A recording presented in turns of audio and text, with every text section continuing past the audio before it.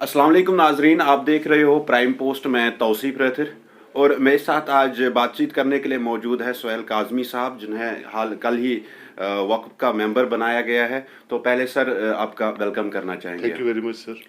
Sir first of we know Waqf board कैसे काम करता है। वक्फ बोर्ड जो है वो वक्फ बोर्ड की तरह ही काम करता है जैसे बाकी बोर्ड्स काम करते हैं, क्योंकि यहाँ मुस्लिम मेजॉरिटी स्टेट है थी, तो इसलिए मुस्लिम औकाफ ट्रस्ट पहले यहाँ हुआ करते थे और वो पॉलिटिकल डिस्पेंसेशन से बना करते थे और चला करते थे। पहली बार जम्मू कश्मीर में after coming into UT we have been given the central Waqf board which will totally be under the guidance of ministry of minorities affair government of India. तो पहले तो गवर्नमेंट ऑफ इंडिया का शुक्रिया अदा करते हैं कि उन्होंने जो कहा वो किया और एक अच्छा बोर्ड 4 मेंबर का नॉमिनेट किया यहाँ पे। और अब जब बाई लॉज पढ़ेंगे और इसका आइन पढ़ेंगे तो उस पर ज़्यादा बात करेंगे, लेकिन पहले तो बहुत बहुत धन्यवाद देते हैं गवर्नमेंट ऑफ इंडिया का और कंसर्न अथॉरिटीज का, जिन्होंने इसको टाइमली, थोड़ा सा लेट हुआ लेकिन अल्टीमेटली टाइमली इसको फ्रेम करके आपके सामने लाया। जब से वक्फ बोर्ड बना है, जितनी भी मस्जिदें इस जूरिडिक्शन में वक्फ बोर्ड के आती है, तो प्रेजेंटली जब हम उनकी हालत देखते हैं तो काफ़ी बुरी हालात है, उनके काम नहीं हो रहा है। आपकी अब आप एसोसिएट मेंबर भी बन गए हैं, तो फ्यूचर स्ट्रेटजी क्या रहेगी आपकी तरफ से? पहले क्या हुआ, कब हुआ, किसने बिल्कुल। किया, उस पर मैं बात नहीं करना चाहूँगा, क्योंकि क्या उनके अपने स्टाइल था फंक्शनिंग का। लेकिन ये अब मैं आपको श्योर करता हूँ कि जब अब गवर्नमेंट ऑफ इंडिया ने इसको अपने तरीके से बनाया है तो पूरा ट्रांसपेरेंट, पूरा काम करने का एक बोर्ड और पूरा वेलफेयर जो कंसीव्ड आइडिया है इस वक्त की सरकार का मरकज़ की, कि जम्मू कश्मीर के लोगों की एस्पायरेशंस पे खरा उतरना है, उसके लिए अच्छी से अच्छी चीज़ें जम्मू कश्मीर में लाई जाए और ये एक फ्लोरिशिंग यूनिट टेरिटरी बने। और ये जो बोर्ड है कुछ घरों में या कुछ सियासतदानों के नॉमिनेशंस पे चलता था, ये एक इम्पार्शल और किसी की कोई इसमें दखल अंदाजी नहीं होगी, टोटली जो अकाउंटेबल होगा और आंसरेबल होगा गवर्नमेंट ऑफ इंडिया को। तो ये जब फंक्शन करेगा तो जब हम इंशाल्लाह 1 साल काम कर लेंगे तो फिर आपके सामने लाएंगे कि क्या क्या किया और क्या क्या जो त्रुटियां रह गई थी पिछले बोर्डों में उसको ठीक करने में हम कितने काम कर पाए और सक्षम रहे। सर जिस तरह से अगर हम पिछली जब आर्टिकल से पहले जब वक्फ बोर्ड अंडर था, तो उस टाइम जितने भी छोटे मोटे काम या मौलानाज की बात करें हम, जो 4,000 से 6,000 रुपये उनकी तनख्वाहें होती है, या अभी भी जो वहाँ पे काम कर रहे हैं उनकी तनख्वाहें, तो उनके लिए फर्दर स्ट्रेटजी क्या रहेगी? क्योंकि आप क्योंकि खुद एक मौलानाज हमारे बड़े इंपॉर्टेंट हैं मुस्लिम वक्फ बोर्ड में, उनका एक इम्पॉर्टेंट रोल है, उनको भी उनकी वेलफेयर की भी देख रेख की बात की जाएगी, उनकी भी जो ग्रीवेंसेस होंगे उन पे डिस्कशन की जाएगी।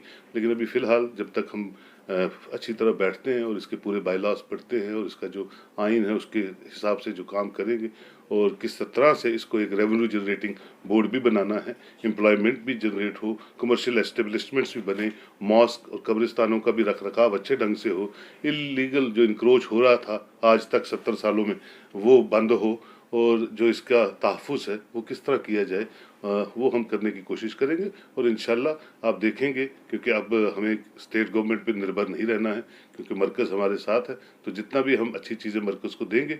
मुख्तार अब्बास नकवी साहब मेरे बड़े भाई हैं, यूनियन मिनिस्टर हैं और वो दिल रखते हैं क्योंकि औकाफ उनके पास है, वो ये पूरा नोटिस में लेते हैं कि जो चीज़ें हैं उनको अच्छी तरह से आगे बढ़ाया जाए। और मुझे पूरी होप है कि आने वाले दिनों में, आने वाले सालों में आप देखेंगे कि जो भी जो चीज़ें कुछ गलत हुई हैं उनको बिल्कुल ठीक किया जाएगा और अच्छी तरह इस बोर्ड को चलाने में ये टीम जो है, खासकर दरख्शन जी है, वो पहले भी सेंट्रल वक्फ बोर्ड में रही है, उनका एक अपना एक्सपीरियंस है, तो ये पूरी टीम जो है अच्छे ढंग से काम करेगी, इसकी मुझे पूरी उम्मीद है।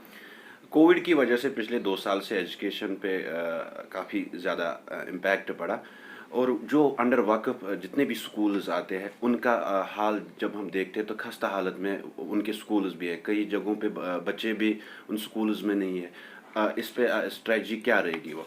देखिए, कुछ इमारतें मैं देखता हूँ जब मैं नहीं भी था मेंबर, तो वो खस्ता हाल में थी और कुछ गिर भी चुकी हैं और कुछ पढ़ाने का सिस्टम भी ऐसे रहा कि औकाफ है। औकाफ को अल्टीमेटली आपने ऐसे समझ लिया हो कि ये इसका कोई पूछने वाला इसको है नहीं, जो आया उसने अपना काम चलाया और चले गए। तो वो एक काम करने का तरीका नहीं रहा, मुझे, मैं समझता हूँ उसको।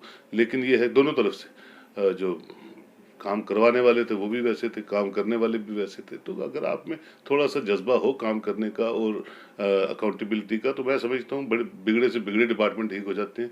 ये तो एक बड़ा अच्छा बोर्ड है और इतना अच्छा इसका आकार है, इसका जो फैलाव है, तो उसको ठीक करने की ज़रूरत है। मैं समझता हूँ अच्छे सिविल सोसाइटी मेंबर से, जो सीनियर लोग यहाँ सर्व कर चुके हैं, उनकी मदद से एक क्रॉस सेक्शन व्यू लेके इसको रिव्यू करके अच्छी तरह इसको चलाया जा सकता है और हम कोशिश करेंगे इसको चलाने की। सर, इस टॉपिक से हट के थोड़ा एक सवाल मेरा है। हाल ही में आप जम्मू यूनिवर्सिटी में आए थे, पहाड़ी जो डिमांड कर रहे हैं स्टेटस को लेके, आप का स्टैंड उस पे क्या है? देखिए, मैं तो ये समझता हूँ पहले तो स्टेटस होना नहीं चाहिए पूरे मुल्क में, लेकिन जो मुल्क की हालत है और जो अम्बेडकर साहब ने कॉन्स्टिट्यूशन में 10 साल के लिए ये रखा था कोटा, उसका भी हाल देख लीजिए आप कि राइट थिंकिंग लोगों को तो मिला नहीं, और जिनको मिला वो नाशुक्रगुजार हैं आज तक। तो 15 लाख 20 लाख पहाड़ियों को अगर स्टेटस मिलता है तो मैं उसका वेलकम करता हूँ और दुआ करता हूँ कि अल्लाह ताला करे कि ये स्टेटस, एसटी स्टेटस जो है पहाड़ियों को मिले, क्योंकि ये वो लोग हैं जो ना इधर रहे ना उधर रहे और एक्सप्लॉइट होते रहे बिला वजह।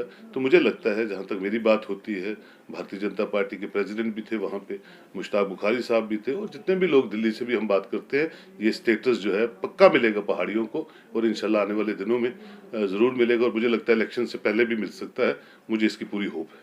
चलो, बात करने के लिए शुक्रिया। ये थे हमारे साथ सोहेल काज़मी साहब, जिन्हें कल ही औकाफ का मेंबर, एसोसिएट मेंबर बनाया गया। आप बने रहे प्राइम पोस्ट के साथ। दीजिए इजाज़त। अल्लाह हाफ़िज़।